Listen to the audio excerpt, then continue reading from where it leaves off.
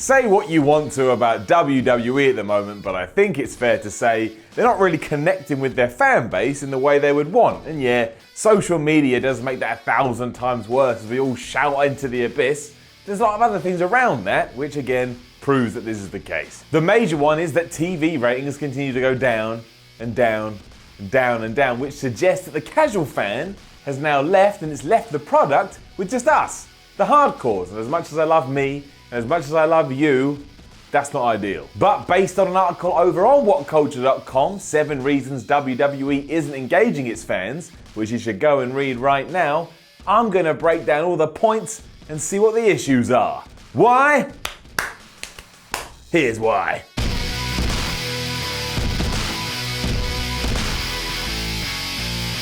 Now, none of this means I don't enjoy the product, because I do, because I'm that guy, and mostly I'm old now, and when you're old, you've got loads of other problems, and you kind of think, I'm not going to get mad about pro wrestling. What's the point? I'm just going to enjoy it, but that doesn't mean we can't criticize. And yeah, I can see the issues, and I'd like these issues to get solved, because I would. That's only going to result in more success for the WWE, and therefore better programming, and that's what I want from a company that I genuinely love. That company has given me hours and hours worth of memories and entertainment. What other company has done that? Protein companies, big fan of protein companies. Razor companies, I like them too. All this does bring us to point number 1 though, and that is the simple fact that right now, we're all getting way too much content. In many ways, that's great. If you want to spend your week feasting on wrestling products, you can, because there's loads of it out there. But that isn't half intimidating for someone that doesn't want to take it as seriously as that. If you're a more laid-back viewer, it must be horribly daunting to know that WWE wants you to watch 5 hours of programming in a week and around 8 hours if there's also a pay-per-view in that week. 8 hours is your basic working day, and that's a lot to take in. That is a lot to just sit there and accept and actually do.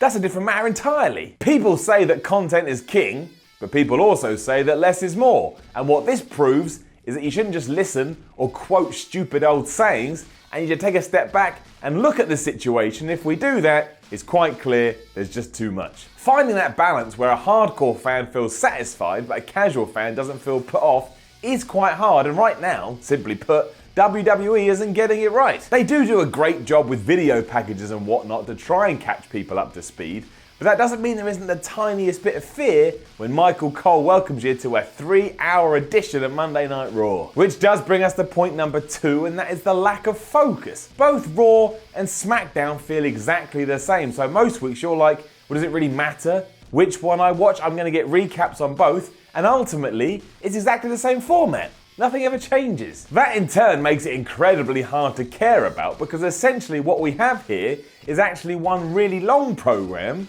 that happens to start on a Monday and end on a Tuesday. WWE is at its best when it has weaving storylines and twists and turns that keep you guessing and on the edge of your seat. And while they have hinted at that recently, it is definitely the exception and not the norm. It used to be the norm. I mean, look at 205 Live.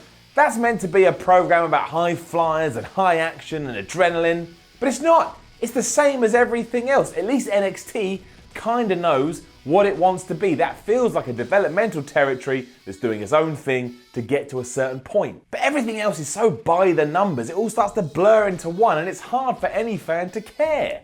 That's not good. It's the opposite of good. Not good. Now point 3, and that is, who exactly are these fans tuning in for? Unlike in the past where we had a Stone Cold Steve Austin or a Rock, or in more modern times a CM Punk, there's no one really at the moment that gets you all riled up and excited to tune in for. John Cena exists in his own bubble, sure, but outside of that, there is no one that is enticing an individual to come back to the world of pro wrestling, and that's really what it needs. And that doesn't mean the roster isn't talented, because it really is, and arguably, this is the most talented roster the WWE has ever had. But the problem is, nobody stands out. Nobody has a hot streak, and nobody is setting the world on fire. We all know the deal with Roman Reigns, but regardless whether you're Seth Rollins, Kevin Owens, Samoa Joe, or Sami Zayn, and there are some seriously good names among that bunch, nobody's tuning in to see them. And we know that nobody's tuning in to see them because nobody is tuning in to see them. That is the whole point. This isn't really all on WWE's shoulders, because sometimes you can't capture lightning in the bottle. It just happens. It's a fluke. It's an accident. But it is definitely a reason that fans aren't engaged. There's no two ways about it. That's the truth. So point number 4, and this is also obvious,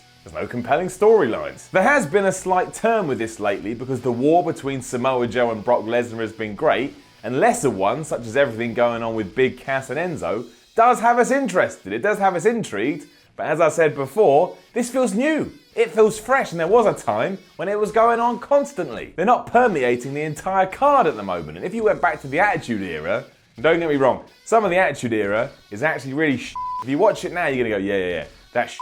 But it did do a great job in making sure that everybody had something to do, and because of that, everybody felt important. Literally everyone. Even Kai and Tai. That not only helps out individual wrestlers, but it gives you a reason to watch all the way from the start and all the way to the finish. There's multiple threads there, and if they're doing their job right, you're gonna wanna see how they all unfold. And if you've got loads, that's just more reason to sit around and watch. Before that gets misconstrued, no, I am not saying that should be executed in the way that, say, a Vince Russo would like it executed. I'm not talking about swerves for the sake of swerves or swearing, because swearing is really cool.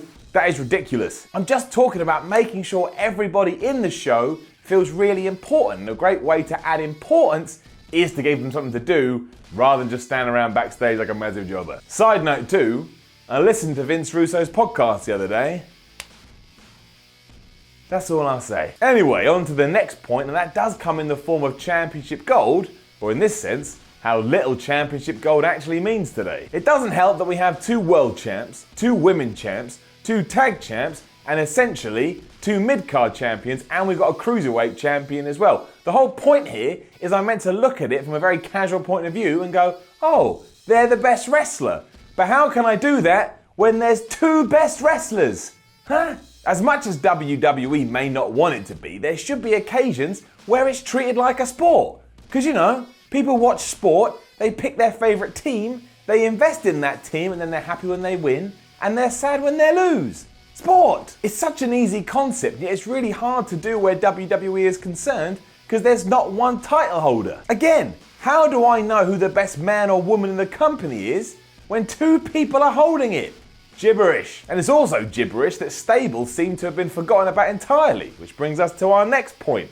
Whether it was the NWO, DX, the 4 Horsemen or Evolution, having groups go at it each and every week was fun.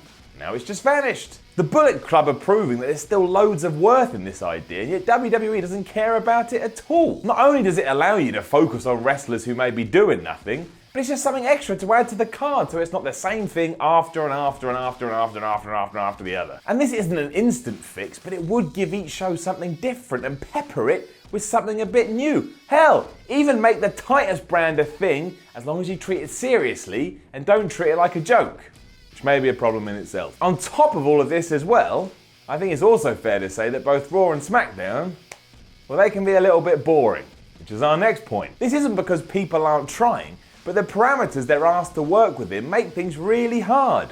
Raw is 3 hours long.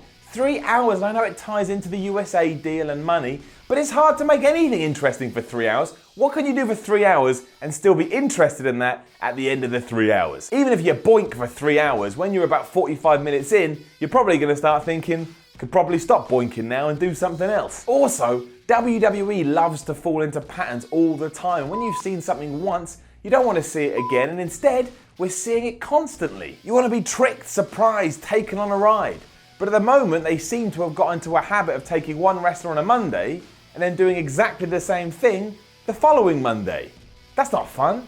It's not interesting. None of this can be undone in a few days, but over the next few months and the next few years, absolutely. The potential is there. We can salvage this. But it's only fair to say at the moment, WWE isn't really engaging the typical WWE fan. We want to be invested, obsessed. We want to be living the dream. So let's hope it all turns around soon. Now don't forget to leave a comment below and let us know what you think about all of this, and then go to WhatCulture.com, read this article, read even more articles, and then follow WhatCulture on Twitter at WhatCultureWWE, and I'm there at SimonMiller316. I'm Simon from WhatCulture. This was the Why Series. Have yourself a lovely day. You there, do you want to prove you're a wrestling smart-ass? Then answer me this. Who was the first Alliance Invader to win a championship in the Invasion storyline?